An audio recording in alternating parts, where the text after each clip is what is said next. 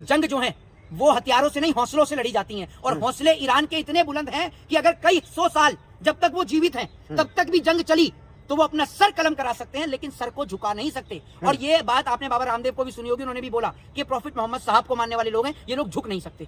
मैं यही कहना चाहूंगा कि जब आपने जिस वक्त पे हमारे ऊपर बात आई, जब आपने जाति धर्म और मजहब नहीं देखा, आपने ये नहीं देखा कि हम हिंदू हैं, मुस्लिम हैं, सिख हैं या ईसाई हैं, आपने हमारे देश हमारे वतन का हमारी कंट्री का साथ दिया, तो हम भी कोई जाति धर्म और मजहब नहीं देखेंगे। हम बोल के आपके हौसलों को बुलंद कर सकते हैं और आपको सपोर्ट करते रहेंगे, सपोर्ट करते थे और करते रहेंगे, क्योंकि आपने हमारा साथ दिया और हम आपका साथ देते रहेंगे। जिंदाबाद बोलेंगे? बिल्कुल बोलेंगे, क्यों नहीं बोलेंगे। ईरान जिंदाबाद, क्योंकि ईरान ने भारत का साथ दिया, और जो भारत को जिंदाबाद कहता है हम उसको जिंदाबाद कहते हैं। मोहित शर्मा, किस तरीके से आप देख रहे हैं कि जिस तरीके से अमेरिका ने ये कहा था कि हम एक दिन के अंदर जो है ईरान को खत्म कर देंगे, वहाँ पे रिजिम को चेंज कर देंगे, लेकिन महीना से ज्यादा हो गया है, अभी तक जो अमेरिका कुछ नहीं कर पाया है। देखिए एक चीज मैं आपको बता दूं कि जिस तरीके से भूरे के घमंड को तोड़ने का काम जो है, कौन बुरा? भूरा यानी डोनाल्ड ट्रंप। हाँ। ट्रंप के जो घमंड है उसको तोड़ने का काम जिस तरीके से ईरान ने किया है, और पूरे वर्ल्ड को दिखा दिया है ईरान ने कि जो जंग जो है वो हथियारों से नहीं हौसलों से लड़ी जाती हैं। क्योंकि अगर जंग हथियारों से लड़ी जाती तो अमेरिका हथियारों से लेस कंट्री है,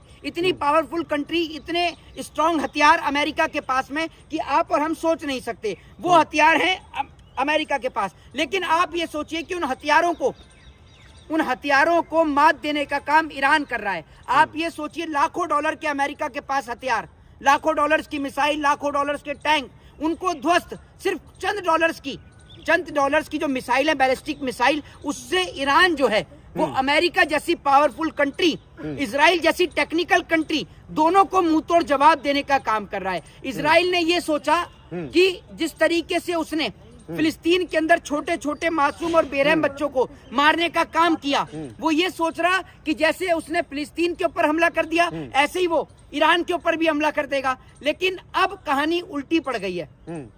जो अमेरिका है, ट्रंप जो है, वो बार बार इस तरीके की भ्रामक खबरें भी फैलाते हैं। आपने सुना भी है कि ईरान जो है वो वार्ता करने के लिए तैयार हो गया, ईरान सीज फायर के लिए तैयार हो गया, जबकि उसके बाद जब विदेश मंत्रालय का फॉरेन मिनिस्ट्री का ट्वीट आता है तो सारी चीजें क्लियर हो जाती हैं। ईरान सीज फायर के लिए ये कह रहा है कि परमानेंट हमें सीज फायर चाहिए, उन्हें परमानेंट समाधान चाहिए, कोई 1 दिन 2 दिन 4 दिन का नहीं चाहिए। क्योंकि अगर मान लीजिए कि कुछ दिन का सीज फायर हुआ, उसके बाद तो ये टाइम लेके फिर दोबारा अटैक करेंगे, फिर उसकी जिम्मेदारी कौन लेगा। तो सब चीजें डॉक्यूमेंटली होनी चाहिए, पेपर पे होनी चाहिए। और बड़ी बात ये है कि हम भारतीय होने के नाते, as a Indian, as a भारतीय, हम लोग ईरान के समर्थन में इसलिए बोल रहे हैं क्योंकि भारत पर जब जब दिक्कत और संकट मंडराया है, जब जब भारत के ऊपर कोई भी बात हुई है, सदैव भारत का साथ देने के लिए ईरान खड़ा रहा है। चाहे वो पाकिस्तान के खिलाफ हो, चाहे फिर वो यूएनओ हो, चाहे फिर वो अफगानिस्तान के रूट का मार्ग हो, हर जगह ईरान ने हमारा साथ दिया। हम वो वक्त नहीं भूल सकते जब अमेरिका के खिलाफ जाकर भारत को तेल और गैस देने का काम ईरान ने किया। तो ईरान भारत के साथ खड़ा रहता है, तो हम भी ईरान के साथ खड़े हैं। ट्रंप को देखा गया कि वो कल उन्होंने ट्वीट किया है और वो गाली गलौज पे उतर गया, मतलब ऐसा गाली दिया कि हम इस वीडियो में नहीं बता सकते। उन्होंने कहा कि जल्दी से जल्दी जो है स्ट्रेट ऑफ हॉर्मुज को खोलो।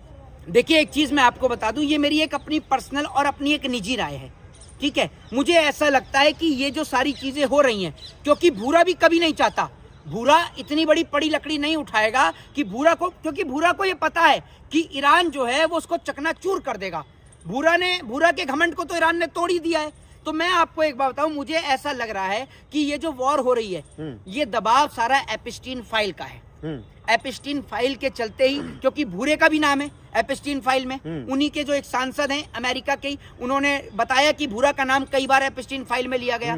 तो भूरा का जो नाम है वो एपिस्टीन फाइल के अंदर है। मुझे लग रहा है इसी डर और दबाव के चक्कर में भूरा जो है, और भूरे को लेकर यानी ट्रंप को लेकर आपने देखा यूएस के अंदर प्रदर्शन और प्रोटेस्ट भी हुआ, ट्रंप के खिलाफ प्रोटेस्ट भी हुआ यूएस के अंदर, एक बहुत बड़ा प्रोटेस्ट हुआ। कोई ये नहीं कि एक छोटा मोटा प्रोटेस्ट हुआ, हो एक बहुत बड़ा प्रोटेस्ट हुआ। यानी साफ जो ट्रंप की जो जनता है वो भी ट्रंप के साथ नहीं खड़ी है। लेकिन डोनाल्ड ट्रंप को कुछ लोग कह रहे हैं कि ये पागल हो चुका है, अपना पूरा संतुलन खो चुका है, ईरान जो है इसके सामने कभी भी घुटना नहीं टेकेगा। देखिए एक चीज मैं आपको बता दूं, जवाब दे रहा है भारत ने इसके लिए साथ दिया, हमारे प्रधानमंत्री ने इसके लिए चुनाव प्रचार किया, सब कुछ किया, यहाँ तक कि ये भी कह दिया हमारे प्रधानमंत्री ने, जबकि कोई प्रधानमंत्री ये कह नहीं सकता, फिर भी हमारा प्रधानमंत्री ये कह के आ गया अब की बार ट्रंप सरकार।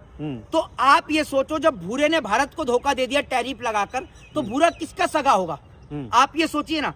तो ट्रंप के घमंड को तो ईरान ने चूरम चूर कर दिया है, चकनाचूर कर दिया। और ये बात कहना कि ट्रंप का शायद दिमाग सही जगह पर नहीं है, वो खुद नहीं समझ पा रहे कि वो कर तो आखिर क्या कर रहे हैं। और आपने देखा कि जिस तरीके से जब ईरान ने उनके फाइटर जेट्स को गिराया, उनके जो पायलट थे उसको लेने के लिए जब वो तमाम जेट्स पहुंचे, उनको भी निस्तो नाबूद किया। तो ईरान जो है वो झुकने वाली कंट्री नहीं है। लेकिन डोनाल्ड ट्रंप तो डेली ट्वीट करता है कि हम जंग जीत चुके हैं। देखिए एक चीज मैं आपको बताऊं, डोनाल्ड ट्रंप के पास में जो है वो जिसको कहते हैं कि गोदी मीडिया, वो झूठ बोलने वाली नहीं है ना, तो खुद ही झूठ बोल देता है, वो खुद ही झूठ बोल देता है। तो वो जिस तरीके से वो एक साइकोलॉजिकल गेम खेल रहा है, साइकोलॉजिकल गेम, कि साइकोलॉजिकल तरीके से इनको नीचे लेकर आए। वो ये सोच रहा है कि अगर मैं लिखूंगा तो शायद ये तैयार हो जाएं सीज फायर के लिए, लेकिन ईरान ने कहा है कि अगर हम सीज फायर करेंगे तो परमानेंट करेंगे।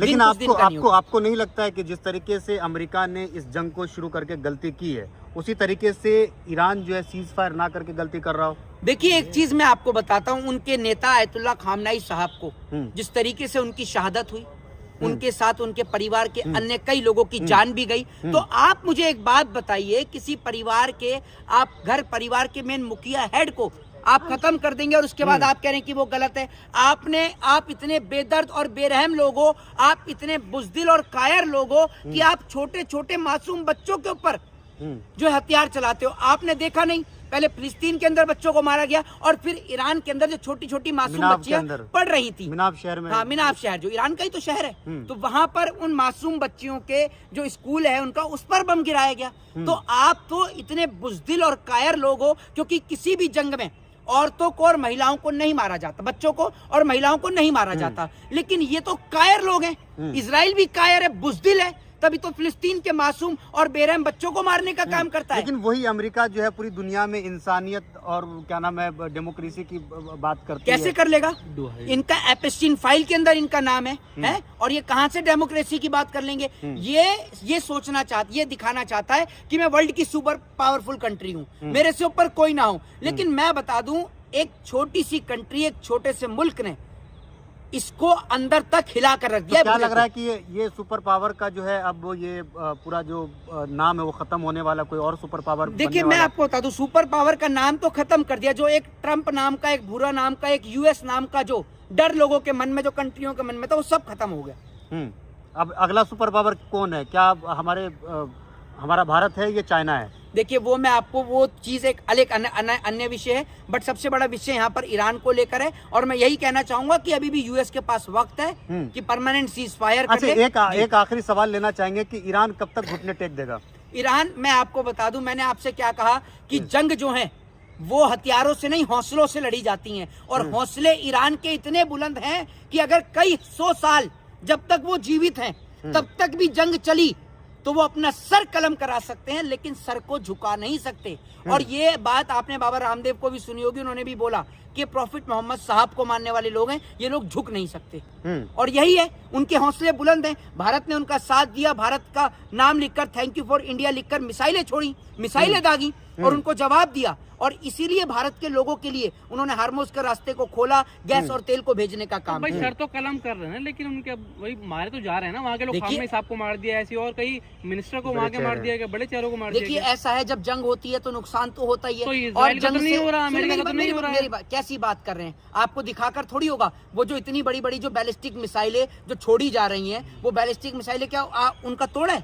उनको कितना नुकसान हो रहा है आप जाकर देखिए। आप इजराइल, आप यहाँ से मारा उनका, आप मेरी बात सुन लीजिए, नहीं आ रही वहाँ से। मेरी बात सुन लीजिए। ऐसा है कि वहाँ की वीडियो फुटेज नहीं आ रही है, सबसे बड़ा मसला ये है। सारी फुटेज और वीडियो ईरान की आ रही है, वहाँ की फुटेज और वीडियो नहीं आ रही, जबकि वहाँ से ज्यादा नुकसान हुआ है। आप एक बात मुझे बताइए, अगर आप बम फेंकेंगे तो किसी के तो लगेगा, जाके किसी के तो लगेगा, खाली तो नहीं जाएगा।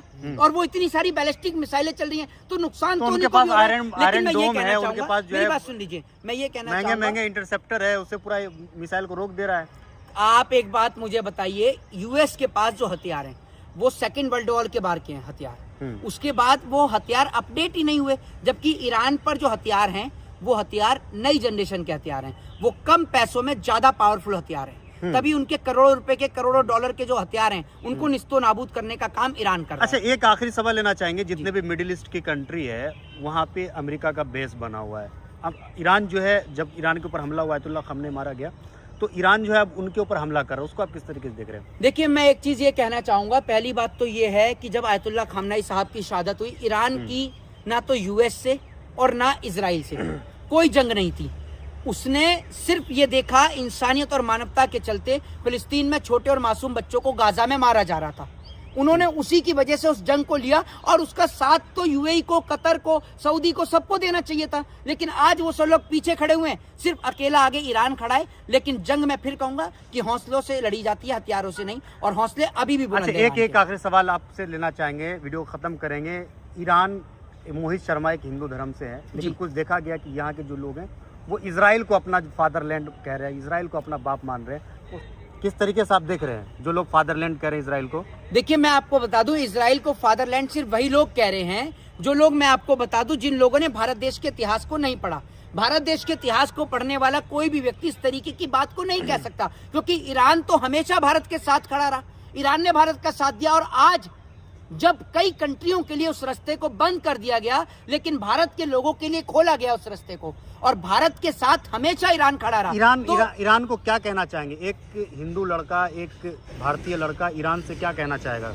मैं यही कहना चाहूंगा कि जब आपने, जिस वक्त पे हमारे ऊपर बात आई, जब आपने जाति, धर्म और मजहब नहीं देखा, आपने ये नहीं देखा कि हम हिंदू हैं, मुस्लिम हैं, सिख हैं या ईसाई हैं, आपने हमारे देश, हमारे वतन का, हमारी कंट्री का साथ दिया, तो हम भी कोई जाति, धर्म और मजहब नहीं देखेंगे। हम बोल के आपके हौसलों को बुलंद कर सकते हैं, और आपको सपोर्ट करते रहेंगे, सपोर्ट करते थे और करते रहेंगे, क्योंकि आपने हमारा साथ दिया और हम आपका साथ देते रहेंगे। ईरान जिंदाबाद बोलेंगे? बिल्कुल बोलेंगे, क्यों नहीं बोलेंगे। ईरान जिंदाबाद, क्योंकि ईरान ने भारत का साथ दिया, और जो भारत को जिंदाबाद कहता है हम उसको जिंदाबाद कहते हैं। हम बोलेंगे ईरान जिंदाबाद। जय हिंद, जय संविधान।